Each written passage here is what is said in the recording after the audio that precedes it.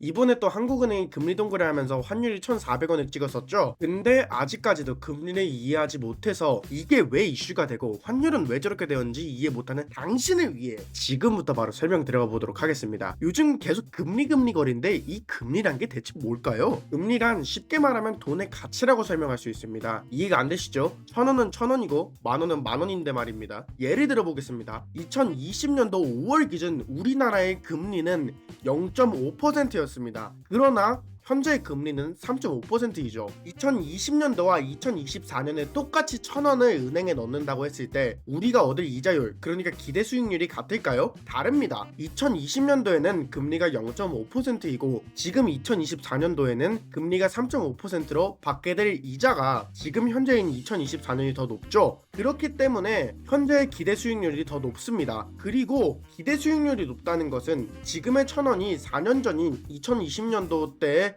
1,000원보다 가치가 더 높다는 뜻이 됩니다. 그래서 금리란 지금 현재의 돈의 가치이자 기대 수익률이자 기회비용입니다. 그런데 이게 실시간으로 변합니다. 왜 변할까요? 왜냐하면 돈의 가치는 시장이 정하기 때문입니다. 이 시장이 정한다는 것은 수요와 공급의 법칙이 적용된다는 것입니다. 공급이 적을 때, 다시 말하면 물건이 적을 때 사려는 사람이 많으면 가격이 올라갑니다. 반대로 공급은 많은데 사려는 사람이 적으면 가격은 떨어집니다. 똑같이 돈을 적용해보면 돈이 필요로 하는 사람이 많아지면 돈의 가치가 올라간다는 겁니다. 자, 여기서 질문 드리겠습니다. 물가가 오를 때 돈의 수요가 많을까요? 이 질문은 여러분이 좋아하는 아파트를 생각하시면 이해하기가 쉽습니다. 아파트 가격이 엄청 오릅니다. 예를 들어 1,000원이면 살 수 있었던 아파트가 만원이 됐다고 생각해보세요. 무려 10배가 늘었죠? 그런 아파트를 사기 위해 우린 10배나 많은 돈을 필요로 합니다. 많은 돈, 즉 이전보다 돈의 수요가 많아진다는 겁니다. 그리고 수요가 많아짐에 따라 돈의 가치는 올라갑니다. 이것이 금리입니다. 이런 금리를 이용하는 기관이 있습니다. 어딜까요? 오늘의 메인이라고 할 수 있는 중앙은행입니다. 우리나라에서는 한국은행이라고 불리고 미국에서는 연준이라고 많이들 부르죠. 왜 얘네가 금리를 이용하는 기관이냐? 한국은행이 우리나라 금리를 인위적으로 바꾸면서 결정하는 곳이기 때문입니다. 참고로 여기서 말하는 금리는 아까 말했던 시장금리가 아닙니다. 한국은행도 결국에는 은행이기에 은행들과 서로 거래를 합니다. 쉽게 말하면 모든 은행들의 은행이라고 말할 수 있습니다. 이렇게 최종은행인 한국은행과 다른 은행들이 거래를 할 때 주고받는 금리를 한국은행이 정한다는 겁니다. 그리고 이때 결정되는 금리가 우리가 잘 알고 있는 기준금리인 것입니다. 아니, 한국은행도 은행이라면서 똑같은 은행이 다른 은행에게 주는 금리가 기준금리가 되는 게 말이 되냐? 라고 말하실 수 있습니다. 하지만 한국은행은 일반적인 은행에 비해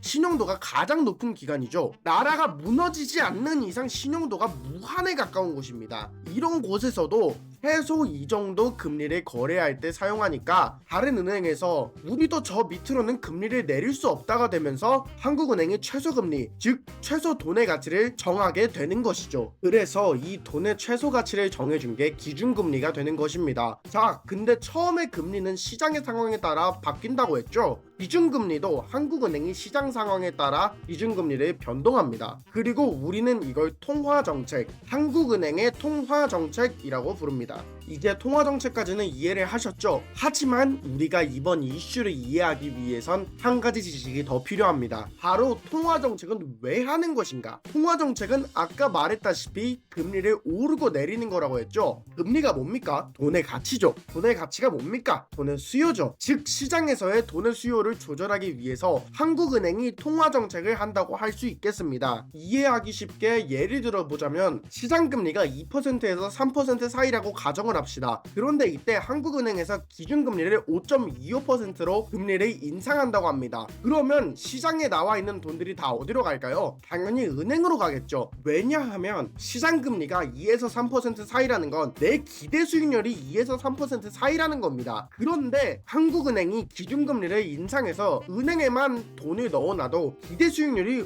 5%가 된 겁니다. 그러면 우리는 당연히 은행에다가 돈을 넣으려고 하겠죠. 이렇게 은행에 돈이 들어오는 걸 통화 흡수라고 말합니다. 그리고 이렇게 통화 흡수로 인해 시장의 통화량이 줄어들면 자연스럽게 물가가 내려가죠. 정리하면 금리를 인상한다, 통화량이 감소한다, 물가가 하락한다. 그럼 이제 메인 주제인 원달러 환율 박살과 한국은행 총재는 왜 금리를 동결하는가로 넘어가 보겠습니다. 우리는 이제 금리라는 것을 배웠기 때문에 지금 우리가 배운 걸 기반으로 한국은행 총재가 금리를 동결한 이유를 짐작해 볼 수 있습니다. 동결한다는 건 인상도 안 하고 인하도 안 한다는 건데, 그럼 이 뜻은 더 이상 금리를 건드릴 이유가 없다는 거겠죠. 하지만 건드릴 이유가 없었다면 이슈가 되지 않았을 겁니다. 현재 우리나라의 금리는 3.5%입니다. 그런데 미국의 금리는 5.5%입니다. 아니 갑자기 우리나라 금리 동결 말하다가 미국 금리는 왜 나왔냐? 라고 말하시면 이유가 있습니다. 초반에 금리는 기대 수익률이라고 했죠. 미국 금리가 5.5%인데 우리나라 금리가 3.5%밖에 안 된다는 건 지금 미국의 기대 수익률이 높다는 겁니다. 그리고 당연하게도 우리나라에 있는 외국인 투자자들은 우리나라에 있던 투자금들을 모두 회수해서 기대 수익률이 높은 미국으로 가겠죠. 예, 맞습니다. 그들이 가지고 있던 달러들이 다시 해외로 나가게 되면서 우리나라 원달러 환율이 나락을 가게 된 겁니다. 이런 상황에서 한국은행이 금리 인상을 안 하고 동결하고 있으니 이슈가 되는 것이죠. 이렇게 되면 한국은행 총재가 일을 잘 못하고 있는 것 같은데, 현재 우리나라의 상황을 보면 한국은행 총재의 금리 동결도 이해가 되기도 합니다. 2020년도에 제로금리 시대 때 많은 개인 투자자들이 부동산을 샀습니다. 이때 우리가 주목해야 할 건 그 당시 개인 투자자들이 부동산의 변동금리 대출을 받고 구매했다는 겁니다. 변동금리 대출은 정기적으로 이자율이 변경되는 특성을 가지고 있습니다. 다시 말하면 기준금리를 올리면 집을 산 사람들이 갚아야 할 돈의 이자율이 올라 감당하지 못하게 될 수도 있다는 뜻이죠. 이 정도만 했으면 한국은행 총재가 개인 투자자들이 피를 보더라도 올리려고 했을 겁니다. 그런데 그 당시 개인만 투자했겠습니까? 아니죠.